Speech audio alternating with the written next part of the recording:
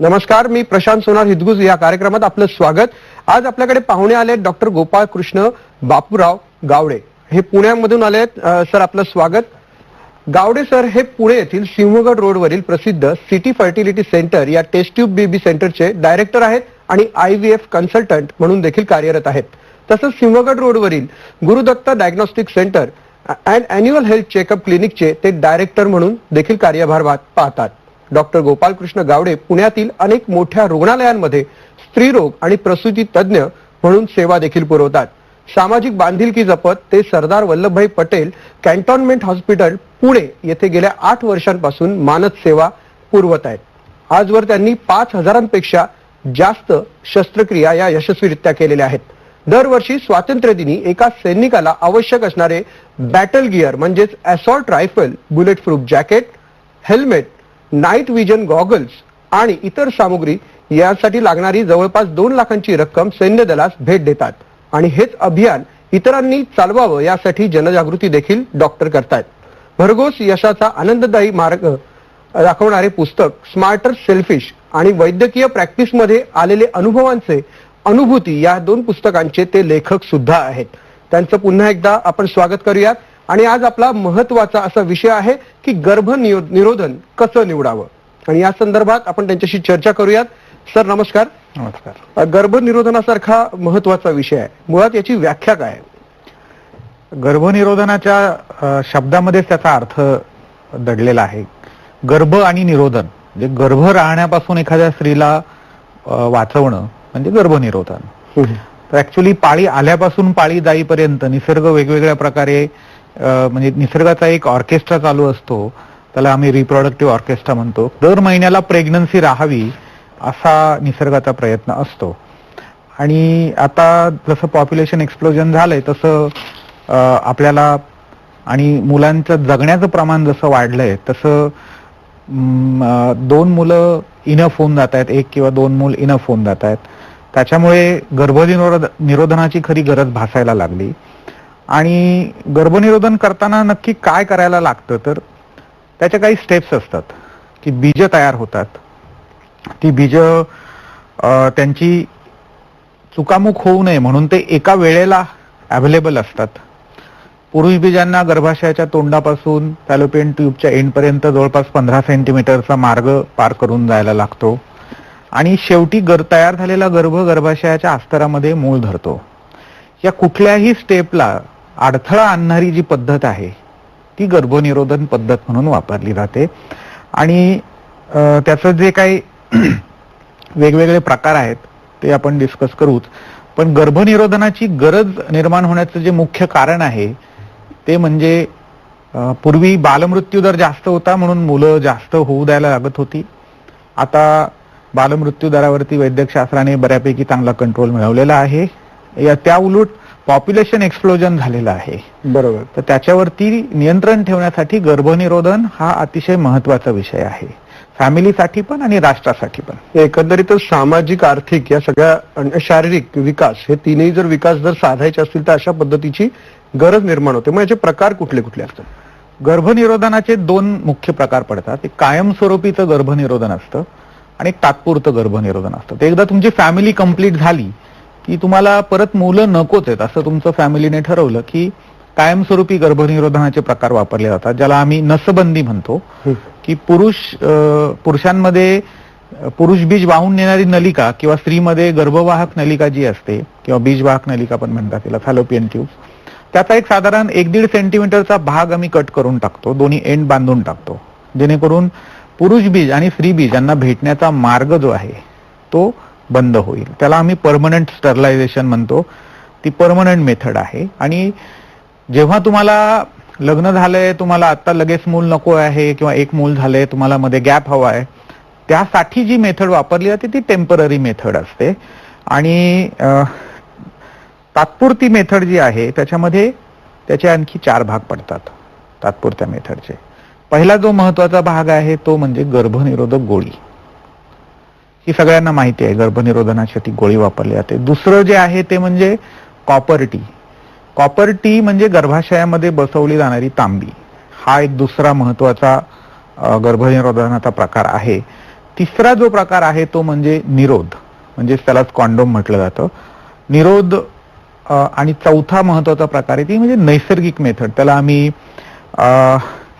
नैसर्गिक मेथड म्हणजे ज्या काळामध्ये स्त्रीबीज बाहेर पडतं त्या काळात रिलेशन ठेवायचे नाही, किंवा त्या काळामध्ये तुम्ही काहीतरी बॅरियर मेथड निरोध वगैरे वापरायचा, त्याला नैसर्गिक मेथड म्हणतात. कॉपर टी आणि गोळी हे सर्रास वापरले जाणारे 2 चांगले गर्भनिरोधन आहेत. आणि निरोध हे सुद्धा चांगलं गर्भनिरोधन आहे, फक्त ते रेग्युलरली वापरलं गेलं पाहिजे.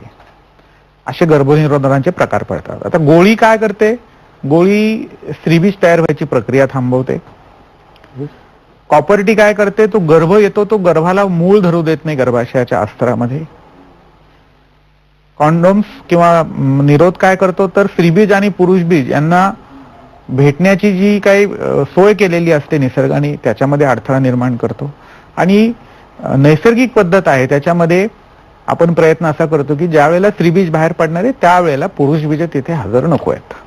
आणि अशा प्रकारे आपण तात्पुरतं गर्भनिरोधन साध्य करू शकतो. तर यापैकी कुठलं गर्भनिरोधन निवडायचा हा मोठा प्रश्न आहे. तर आम्ही काय म्हणतो की कॉन्ट्रासेप्शन असं एक आयडियल कॉन्ट्रासेप्शन असायला हवं होतं म्हणजे नाही असं कुठलं असायला हवं होतं. आयडियल कॉन्ट्रासेप्शनचे काही कॅरेक्टर्स असतात. इट शुड बी रिलायबल, म्हणजे ते 100% सक्सेसफुल असलं पाहिजे. वापरलं तर परत प्रेग्नन्सी राहिली नाही पाहिजे. At the same time it should be reversible, म्हणजे बंद केलं की पूर्ण फर्टिलिटी रिव्हर्स झाली पाहिजे. लगेच प्रेग्नन्सी तिची जी काही आधीची वापरायच्या आधीची जी फर्टिलिटी होती तितकी परत आली पाहिजे. ते अवेलेबल पाहिजे. लोकली जर अवेलेबलच नसेल तर त्याचा किती चांगलं असलं तर उपयोग नाहीये. ऍक्सेप्टेबल पाहिजे त्या फॅमिलीला, त्या स्त्रीला ते ऍक्सेप्टेबल पाहिजे. ते स्वस्त पाहिजे, चीप पाहिजे, नंतर वापरायला सोपं पाहिजे, आणि सगळ्यात महत्वाचं ते सुरक्षित हवंय. आता हे सगळे आयडियल पॅरामीटर्स फुलफिल करणारं एकही कॉन्ट्रासेप्शन अस्तित्वात नाहीये. पण त्यातल्या त्यात आपल्याला कुठलं चांगलं आहे त्या पर्टिक्युलर केसमध्ये ते पाहून जर वापरलं तर टेम्पररी कॉन्ट्रासेप्शन हे बऱ्यापैकी चांगलं. हा प्रकार एक औषध उपचारासारखा आहे, म्हणजे टूल्स असतील किंवा काही असेल तर हे आपल्याला सूट होतं की नाही? कारण बऱ्याच वेळा जसं आपण औषध म्हणतो की अलर्जी होते, हे होत, तर ह्याच्यात काही असं असतं का? हो, अगदी. ऍक्च्युली आता गर्भनिरोधनाबद्दल खूप साऱ्या सुरस कथा पसरलेल्या आहेत. हे तुम्हाला ऐकायला मिळालेलं असेल की कॉपर टी बसवलं की खूप त्रास होतो, किंवा गोळी घेतली की परत मुलंच होत नाहीत वगैरे. ह्या सगळ्या सुरस कथा आहेत. पसरण्याचे कारणं आहेत त्याच्या मागची, पण आम्ही त्याला 5% इफेक्ट म्हणतो. की गर्भनिरोधन कुठलंही वापरायला घेतलं तुम्ही की 95% अपेक्षित त्याचे रिझल्ट मिळतात आणि 5% अनपेक्षित साईड इफेक्ट्स होतात. 5% केसेसमध्येच होतात, फार नाहीये ते प्रमाण. आता प्रॉब्लेम असा आहे की ज्या अपेक्षित गोष्टी आहेत की गर्भनिरोधन वापरलं त्याने काहीही त्रास झाला नाही, गर्भनिरोधन जोपर्यंत वापरत होतो तोपर्यंत प्रेग्नन्सी नाही राहिली, आणि गर्भनिरोधन वापरून बंद केल्यानंतर परत प्रेग्नन्सी राहिली, रिव्हर्सिबिलिटी आली फर्टिलिटीची, हे अपेक्षित आहे. याचा कोणी गवगवा करत नाही. प्रॉब्लेम असा आहे ज्या 5% लोकांना त्रास होतो ते हे गर्भनिरोधनाकडून अनपेक्षित आहे, आणि मग मात्र ते अनपेक्षित धक्का जो बसतो तो ब्रेनमध्ये रजिस्टर्ड होतो, त्याच्याबद्दल चर्चा होते, निगेटिव्ह गोष्टींची चर्चा होते. आता तुम्ही मीडियातले लोक, तुम्हाला चांगलं माहिती आहे, निगेटिव्ह गोष्टींना जास्त चवीने चघळल्या जातात, आणि सगळ्या गावभर ती बाई सांगत सुटते की बापरे की कॉपर टी बसवली खूप त्रास झाला, गोळी घेतली खूप त्रास झाला. ऍक्च्युली हे 5% मधले लोक असतात, ते निगेटिव्ह पब्लिसिटी करतात त्याची, आणि त्याला जबाबदार पण खरं आमचे डॉक्टर हेच आहेत. कारण असं आहे की कुणामध्ये कुठलं गर्भनिरोधन द्यायचं नाही हे डॉक्टरांना माहित पाहिजे, अन्यथा ते 5% मध्ये येण्याचे चान्सेस जास्त असतात. जर ते व्यवस्थित ज्याला जे सूट होईल असं जर गर्भनिरोधन तुम्ही चूज केलं तर हा प्रकार होत नाही, आणि हा प्रकार जर झाला नाही तर ती बाई त्या 5% मध्ये येणार नाही, त्या 95% मध्ये येईल, जेणेकरून तिला त्रासही होणार नाही गर्भनिरोधनाचा कुठला, तिला गर्भनिरोधन व्यवस्थित मिळेलही, आणि गर्भनिरोधन बंद केल्यावरती तिला तिची प्रेग्नन्सी पण राहील. पण याच्यामध्ये डॉक्टरांनी मात्र काळजीपूर्वक गर्भनिरोधन चूज करायला तिला मदत केली पाहिजे. आता काही त्यातले जे महत्वाचं जे आहे ते म्हणजे की पाळीचा त्रास ज्या स्त्रियांना होतो, ज्या स्त्रियांना पाळीचा त्रास होतो त्या स्त्रियांना आपण कॉपर टी ऍडवाइस करत नाही. त्या स्त्रियांना शक्यतो गोळी द्यावी, कारण गोळीमुळे पाळीचे त्रास हे कमी होतात. ज्या स्त्रियांना मेडिकल कंडिशन्स आहेत, म्हणजे डायबिटीस आहे, ब्लड प्रेशर आहे, एक्स्ट्रीम ओबेसिटी आहे, किंवा त्या स्त्रीला हार्टचा काही प्रॉब्लेम आहे, मायग्रेन होतोय, सिव्हिअर मायग्रेन विथ ऑरा, आणि सगळ्यात महत्वाचं म्हणजे डीप व्हेनस थ्रॉम्बोसिस, पायाच्या रक्तवाहिन्यांमध्ये किंवा शरीरात कुठल्याही रक्तवाहिनीमध्ये रक्ताची गाठ तयार झाल्याची हिस्ट्री आहे किंवा फॅमिली मेंबर्समध्ये सुद्धा आहे, अशा स्त्रियांना गोळी देऊ नये. म्हणजे गोळीचे हे 5% मध्ये येण्याचे चान्सेस, किंवा हीच लोक 5% मध्ये येतात. नंतर या दोन्ही गोष्टी काही लोकांमध्ये असतात, की पाळीचे पण त्रास आहेत, मेडिकल कंडिशन्स पण आहेत, मग त्यांना कॉन्डोम्स दिले जावेत किंवा त्यांना निरोध वापरण्यासाठी दिला जावा. आणि जर दोन्हीपैकी एकही नसेल, सगळंच व्यवस्थित आहे त्या पेशंटमध्ये, तर मग विचार करायला लागतो की तिला आधी काही मूलबाळ आहे का.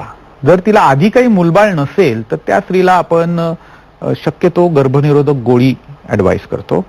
आणि जर तिला काही मूलबाळ असेल तर कॉपर्टी सारखं चांगलं कॉन्ट्रासेप्शन नाही, प्रोव्हाइडेड तिला पाळीचा काही त्रास नकोय. ज्या स्त्रियांमध्ये पाळीमध्ये जास्त ब्लिडिंग होणं किंवा ज्या पाळीत जास्त पेन होणं किंवा पाळी इरेग्युलर असणं, ज्या स्त्रियांमध्ये होतं त्या स्त्रियांमध्येच कॉपर्टीचा त्रास होतो, म्हणजे त्या 5% मध्ये येण्याचे चान्सेस जास्त असतात. आणि ह्या स्त्रिया मग पुढे त्यांना झालेला त्रास सांगणार आहेत सगळ्यांना, आणि मग ते कॉन्ट्रासेप्शन, जे चांगलं कॉन्ट्रासेप्शन आहे ते बदनाम होत जातं. तसं होऊ द्यायचं नसेल तर you have to choose your patient correctly, किंवा त्या पेशंटला कॉन्ट्रासेप्शन चूज करण्यासाठी तुम्ही प्रॉपरली गाईड केलं गेलं पाहिजे, डॉक्टरांकडून गाईड केलं गेलं पाहिजे.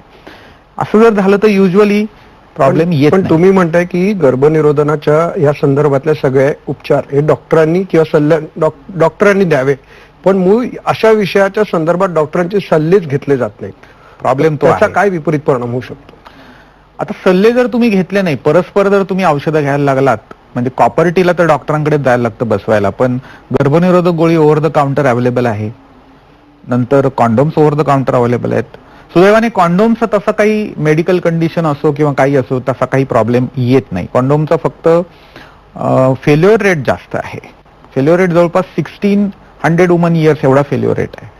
1600 वुमन इयर्स म्हणजे वर्षभर जर कॉन्डोम वापरला 100 स्त्रियांनी, तर त्या केसमध्ये 16 स्त्रियांमध्ये प्रेग्नन्सी राहते, त्या कपलमध्ये 16 कपलमध्ये प्रेग्नन्सी राहते. हाच फेल्युअर रेट कॉपर्टी आणि गोळ्यांच्या बाबतीत 0.5% 100 वुमन इयर पेक्षा कमी आहे. म्हणजे ते खूपच चांगलं कॉन्ट्रासेप्शन आहे. पण डॉक्टरी सल्ल्याशिवाय जर तुम्ही गर्भनिरोधक गोळी घेतली आणि जर तुम्ही काही मेडिकल कंडिशन असेल तर त्याचा त्रास होणार आहे तुम्हाला. तर त्याच्यासाठी डॉक्टरी सल्ल्याने ते घ्या, काही एवढं अवघड नाही. डॉक्टर्स अवेलेबल आहेत, तज्ञ डॉक्टरांकडे जाऊन जर तुम्ही सल्ला घेतला तर त्याचे निश्चितच दुष्परिणाम होणार नाही. तुम्हाला जर 5% मध्ये जे यायचं नसेल साईड इफेक्ट होणाऱ्या, तर शक्यतो तुम्ही डॉक्टरांकडे जाऊन सल्ला घ्यावा. अगदीच कॉन्डोम्स वगैरे वापरायचे असेल तर डॉक्टरांच्या सल्ल्याची गरज नाहीये. गर्भनिरोधनाचे जे प्रकार आहेत त्यामध्ये प्रत्येक याच्यात कशी कशी काळजी घेतली जाणं आवश्यक आहे? आता गर्भनिरोधनाचे जे प्रकार आहेत त्याच्यामध्ये सगळ्यात महत्वाची जी गोष्ट आहे ती म्हणजे गर्भनिरोधन चूज करायच्या आधीच तुम्ही कुठल्याही सुरस कथेवरती विश्वास ठेवू नका. आणि ह्या सुरस कथा ज्या पसरलेल्या आहेत, ह्या निगेटिव्ह गोष्टी चघळल्या जातात, त्यातून पसरलेल्या आहेत. फक्त 5% लोकांमध्ये 100 95% स्त्रियांना गर्भनिरोधनाचा कसलाही त्रास होत नाही. 5% स्त्रियांमध्ये मायनर सिम्पटम्स येतात. अगदी सिव्हिअर सिम्पटम गर्भनिरोधनाच्या आलेल्या स्त्रिया तर अगदीच कमी असतात. तर ते 5% ज्या स्त्रियांमध्ये आणि तो 5% इफेक्ट जो तुम्हाला आहे तो टाळायचा असेल तर मात्र काळजी घ्यायला पाहिजे. सगळ्यात महत्वाचं, सुरस कथांवरती अजिबात विश्वास ठेवायचा नाही. तुम्हाला काही शंका असेल तर तुम्ही सरळ डॉक्टरांना जाऊन विचारा, कारण त्यातले तज्ञ लोक ते आहेत. एकदा एखादी कॉपर्टी बसवली किंवा एकदा एखाद्या बाईने गोळ्या खाल्ल्या, त्याच्यात एका अनुभवावरून आपण त्या कॉन्ट्रासेप्शनची चांगुलपणा किंवा वाईटपणा ठरवू शकत नाही. त्यासाठी रँडमाइज कंट्रोल ट्रायल झालेले असतात आणि त्याचे रिझल्ट डॉक्टरांना माहित असतात. Doctor can guide you properly. हा पहिला महत्वाचा भाग. बोला बोला. हा. नंतर शक्यतो निरोध सोडला तर बाकी सगळे कॉन्ट्रासेप्शन हे डॉक्टरी सल्ल्याने निवडावेत. हे सगळ्यात महत्वाचं. म्हणजे साईड इफेक्ट मध्ये तुम्हाला काही त्रास होणार नाही. बरं, समजा काही त्रास झालाच, म्हणजे समजा तुम्ही कॉन्ट्रासेप्शन वापरायला सुरू केलं आणि दुसऱ्या दिवशी ताप यायला लागला किंवा दुसऱ्या दिवशी काही डोकं दुखायला लागलं, बाकी काही त्रास व्हायला लागला, तर लगेच त्याचं खापर त्या कॉन्ट्रासेप्शनवरती, गर्भनिरोधनावरती फोडायचं नाही. आपल्याला दोन्हींमध्ये काही कोरिलेशन आहे का हेही माहित नसतं. पहिलं काय करायचं की तुमच्या डॉक्टरांना जाऊन भेटा की हा असा त्रास मला व्हायला लागलाय, हे निरोधनामुळे होत आहे का आणखी दुसऱ्या काही कारणांमुळे होत आहे हे आधी माहीत करून घ्या. आणि कुठलंही गर्भनिरोधन 100% फुलप्रूफ नाहीये. तर जर समजा पाळी चुकलीच तर मात्र युरिन प्रेग्नन्सी टेस्ट करून डॉक्टरांना जाऊन भेटा. हे जनरल काळजी घ्यायची गर्भनिरोधनाच्या बाबतीतली मी सांगितलं. आता स्पेसिफिक काळजी पण आहेत. सर, आपण स्पेसिफिक काळजी काय घ्यावी या विषयावर आपण बोलूयाच. तत्पूर्वी या कार्यक्रमामध्ये एक ब्रेक घेऊयात आणि याविषयी अधिक सविस्तर ब्रेक नंतर बोलूयात. हितगुजमध्ये आपलं पुन्हा एकदा स्वागत. डॉक्टर गोपालकृष्ण बापूराव गावडे यांच्याशी आपण चर्चा करत आहोत गर्भनिरोधन कसं निवडावं या विषयावर. सर, ब्रेकवर जाण्यापूर्वी आपण बोलत होतात की सविस्तर काळजी कशा पद्धतीने घेतली पाहिजे, तर त्याबद्दल जनरल आपण त्याच्याबद्दलची काळजी कशी घ्यावी सांगितलं होतं. तर स्पेसिफिक काही गोष्टी आहेत त्या करायला लागतात. तसं गर्भनिरोधक गोळी जर चूज केली तुम्ही तर गोळीचा सगळ्यात महत्वाची गोष्ट आहे की गर्भनिरोधक गोळी ही रोज घ्यायला लागते आणि तिचा वेळही चुकून चालत नाही. गोळी रोज घ्यायला लागते आणि सकाळची संध्याकाळी खाल्ली, संध्याकाळची सकाळी दुपारी खाल्ली असं चालत नाही, त्याच वेळेला घ्यायला लागते. दुसरी जी महत्वाची गोष्ट आहे ती म्हणजे गोळी चुकवायची नाही. आणि अगदीच जर इमर्जन्सीमध्ये तुमची गोळी एखादी चुकली तर दुसऱ्या दिवशी ज्या वेळेला ती आठवेल किंवा ज्या वेळेला ती आठवेल गोळी ती त्यावेळेला खायची आणि त्या दुसऱ्या दिवशीची ती आहे त्यावेळेला तीही खायला लागते. म्हणजे डबल डोस, त्या दिवशीचा राख्यावर चुकलेली गोळी पण खायला लागते त्या आदल्या दिवशीची आणि दुसऱ्या दिवशीची गोळी खायला लागते. सलग 2 गोळ्या चुकल्या तर मग मात्र डॉक्टरांना जाऊन भेटायला लागतं. तिसरी महत्वाची गोष्ट गोळ्यांच्या बाबतीतली आहे की 2 पाकिटांमधला जो आपण 7 दिवसाचा गॅप देतो, 21 दिवसांचे टॅबलेट्सचं पॅकेट असतं, त्या पॅकेट्समध्ये 7 दिवसाचा गॅप देतो आपण. हा गॅप 7 दिवसापेक्षा जास्त द्यायचा नाही. या 7 दिवसामध्ये पाळी सुरू होते, संपायची वाट पाहायची नाही. ज्या दिवशी 7वा दिवस संपेल आणि 8वा दिवस सुरू होईल त्या दिवशी तुम्हाला पुढचं पॅकेट सुरू करायचं असतं. अन्यथा एक दिवस जरी तुम्ही उशीर केला तर त्याचा फेल्युअर रेट जो आहे तो 0.5% वरून 2.5% वर जातो. तर हे गोळीच्या बाबतीतलं आहे. आणि गोळीचा कसलाही त्रास तुम्हाला वाटला तर डॉक्टरांना जाऊन भेटा. Doctor they are free to consult you. आणि काही प्रॉब्लेम असतील तर ते डॉक्टरी सल्ल्याने सॉल्व्ह करा, काहीतरी समज करून घेऊ नका. कॉपर्टीच्या बाबतीत सगळ्यात महत्वाचं जे आहे ते म्हणजे प्रत्येक पाळी झाल्यानंतर एकदा तुम्हाला बोटाने धागा लागतोय का चेक करायला लागतो. तो धागा तिथे असेल तर तुम्ही प्रोटेक्टेड आहात त्या सायकलमध्ये सुद्धा. आणि असं दर महिन्याला करायला लागतं. आणि कॉपर्टीमध्ये दुसरी जी महत्वाची गोष्ट आहे, समजा चुकून जर पाळीमध्ये जास्त रक्तस्राव बसवल्यावरती काही 3 महिन्यात सुरुवातीला हे होतं, रक्तस्राव व्हायला लागला किंवा तुम्हाला पेन व्हायला लागलं तर तुमच्या डॉक्टरांना जाऊन भेटा. ते डॉक्टरांनी साध्या उपचारांनी ते पेन आणि ब्लिडिंग कमी होऊ शकतं आणि काही 2-3 महिन्यात कॉपर्टी सूट होऊन जाते. धागा लागला नाही तुम्हाला हाताला तरी तुम्हाला जाऊन डॉक्टरांना भेटायला लागतं. तिसरा जो कॉन्ट्रासेप्शन आपलं जे आहे ते निरोधचं सगळ्यात महत्वाची गोष्ट आहे की ते प्रत्येक वेळेला वापरलंच गेलं पाहिजे. म्हणजे असं चालत नाही आपल्याला की निरोध तुम्ही चूज केलाय आणि कधी वापरलाय कधी नाही वापरलाय. फेल्युअर रेट आधीच 1600 वुमन इयर आहे, तो आणखी जास्त होतो. मग नैसर्गिक पद्धती आहे तिचा फेल्युअर रेट सगळ्यात जास्त आहे, जवळपास 30%. त्याच्यामध्ये काय केलं जातं की पाळीच्या 14व्या दिवशी साधारणतः ओव्ह्युलेशन होतं असं आपण गृहीत धरतो. पण हे फक्त ज्यांची पाळी नियमित आहे त्यांच्यामध्येच होतं. ज्यांची पाळी नियमित नाही त्यांनी नैसर्गिक मेथडचा विचारही करू नका. ज्यांची पाळी नियमित आहे आणि 14व्या दिवशी ज्यांचं ओव्ह्युलेशन साधारणतः होत असावं त्याच्या 4 दिवस अलीकडे आणि 4 दिवस पलीकडे रिलेशन्स ठेवायचे नसतात. कारण पुरुष बीज साधारणतः 2 ते 3 दिवस स्त्री जननेंद्रियामध्ये जिवंत राहतं आणि स्त्री बीज 24 तास जिवंत राहतं. म्हणून 4 दिवस अलीकडे आणि 4 दिवस पलीकडे संबंध ठेवायचा नाही किंवा त्या काळामध्ये निरोध वापरायचा. अशा दोन्हीपैकी. डॉक्टर, तुम्ही मगाशी म्हटलं होतं सुरस कथा किंवा गैरसमज याबद्दल.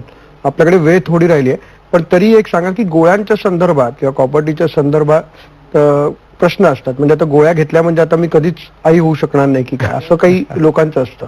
तर त्याबद्दल ऍक्च्युली हा गैरसमज आहे. आम्ही असं सांगतो स्पष्टपणे ठामपणे सांगतो, मी परत एकदा सांगतो इथे की गर्भनिरोधक गोळ्यांमुळे फर्टिलिटीवरती, कायमस्वरूपीच्या फर्टिलिटीवरती जर काही परिणाम होत असेल तर तो आहे की ती स्त्रीची फर्टिलिटी सुधारते. कारण गर्भनिरोधक गोळ्या ज्या युजली पाळी ज्यांची अनियमित आहे, ज्यांच्या पाळीत खूप ब्लिडिंग होतं, खूप पेन होतं, अशा लोकांना दिल्या जातात. युजली त्याला अंडरलाईंग पीसीओडी आणि इंडोमेट्रियोसिस असे 2 आजार असतात. हे दोन्ही प्रेग्नन्सी राहण्यामधले अडथळे आहेत आणि हे प्रोग्रेसिव्ह आजार आहेत. जोपर्यंत तुम्ही गर्भनिरोधन घेताय तोपर्यंत तुम्ही ह्या आजारांवरती चेक ठेवता, नियंत्रण ठेवता. ते आजार प्रोग्रेस होत नाहीत. आणि ज्यावेळेला गर्भनिरोधन बंद करता तेव्हा तुमची फर्टिलिटी आधी जेवढी तुमची फर्टिलिटी होती तेच त्याच्या किंवा त्याच्यापेक्षा जास्त. कित्येक वेळेला गोळ्या बंद केल्या केल्या त्याच महिन्यात जर प्रेग्नन्सी राहिली तर जुळे वगैरे पण राहतात, असंही पाहिलं गेलेलं आहे. त्यामुळे स्त्रीबीज तयार व्हायच्या प्रक्रियेत तात्पुरतं सप्रेशन असतं.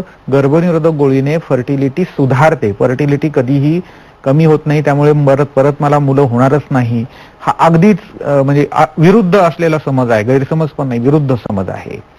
आणि कॉपर्टीच्या बाबतीमध्ये पाळीचा त्रास हा सगळ्यांना होत नाही, थोड्या लोकांना होतो. प्रॉपर चूज करून जर तुम्ही दिलेला असेल तर कॉपर्टीचाही काही त्रास होत नाही. त्यामुळे हे गैरसमज जे आहेत ते आणि पसरवू नका. सगळ्यात महत्वाचं, तुम्हाला काही त्रास झाला तर चुकीची केस, चुकीच्या कॉन्ट्रासेप्शन चूज केलेलं असू शकतं. निगेटिव्ह गोष्टी बोलायची आवश्यकता नाहीये. डॉक्टर गोपालकृष्ण गावडे यांनी आपल्याला अत्यंत महत्वाच्या अशा गर्भनिरोधनाच्या विषयी खूप माहिती सांगितलेली आणि त्याचा शास्त्रशुद्ध विचार देखील करणं किती गरजेचं आहे याबद्दल त्यांनी आपल्याला सविस्तर माहिती दिली आहे. गोपालकृष्ण सर, आपण आलात त्याबद्दल आपले धन्यवाद. नमस्कार. इथगुजमध्ये इथेच थांबूयात. धन्यवाद.